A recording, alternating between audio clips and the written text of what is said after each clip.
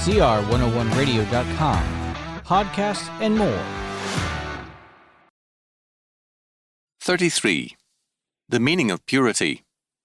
January the 10th, 1956. Good morning, friends. Since purity is a Christian requirement, it is important for us to understand the meaning of the word purity as it is used in the Bible, particularly in its basic language, Hebrew. Our English word pure comes to us from the Latin purus, meaning clean, and for us, our basic conception of purity is coloured by this Latin derivation. Thus, when we read the word pure in the Bible, we naturally tend to think in terms of its Latin and English meaning rather than its biblical significance. For us, therefore, pure means clean, untouched, unspotted, virginal. For us, it is something as yet unmarred by the world's grime and filth, untouched by sin and temptation, and serenely virginal in its existence. Such is the English meaning, and although there are hints of the meaning of clean in some words used for purity by the Hebrew, by and large it is not its normal significance. Several words are used in the Bible which are given a common translation into English as pure. These words mean clear, chosen, liberty, beaten, free, acquitted, refined, tried, and separated. Thus, when Psalm 19:8 says that every, quote, commandment of the Lord is pure, end quote, it means that every commandment is clear, and more than that, light-giving, like the sun. Song of Solomon 6:10. Psalm 12:6 points clearly to the meaning of pure when it declares, quote, the words of the Lord are pure words, as silver tried in a furnace of earth, purified 7 times, end quote.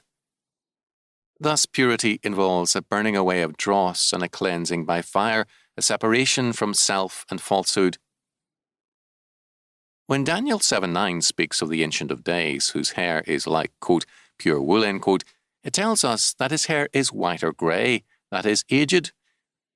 But the word used for pure here means free, innocent, acquitted, ideas which, instead of being associated with unspotted childhood, as in English, are here associated with unlimited age and experience.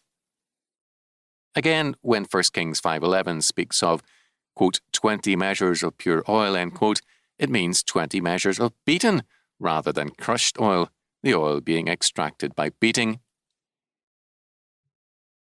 These few illustrations are enough to indicate the radical difference between our common English conception of purity and the biblical doctrine of purity. The English word tends to assume that purity is a condition inherent in certain things from the beginning. Our common assumption relates the word pure to the words virginal and unspotted. For us, purity can be pictured as a little newborn lamb or a pink fresh baby. The biblical concept of purity assumes instead an original impurity, and purity comes about as a result of a process of refinement, choosing, separation, cleansing, beating, burning, and freeing. To be pure in the biblical sense, one is more likely to be old in experience, tried in the fire of affliction, burned and cleansed by temptation, met and eventually overcome, beaten by experiences until the dross in our being is purged from us, and separated out of our selfhood and falsehood for the Lord's use.